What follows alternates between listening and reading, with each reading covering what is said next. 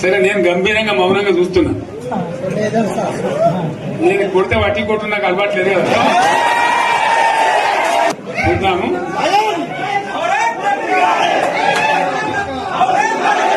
నా రోజులు కానీ అన్నట్టుగా నేను చూస్తా ఉన్నా. కానీ మనోళ్ళందరూ కూడా ప్రతిపాదిస్తున్నది ఏంటంటే, ఒక సంవత్సరం జరిగిపోయింది, సంగమేశ్వర ఆన్నే పన్నది, బసవేశ్వర ఆన్నే పన్నది, పాలమూరు ఉత్పత్తుల పథకం ఆన్నే పన్నది, కాళేశ్వరం అట్లనే పెడుతున్నారు.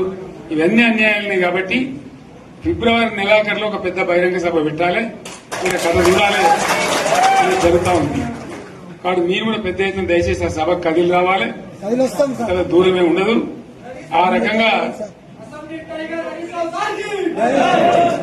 తెలంగాణ శక్తి ఏందో మరొకసారి చూపించి వీళ్ళ మెడలు వంచి ఇప్పుడు సాధించాలి. భవిష్యత్ కోసం కూడా కొట్టాడకు మనం సిద్ధంగా ఉండాలని తెలియజేసుకుంటూ, పరమేశ్వర్ గారికి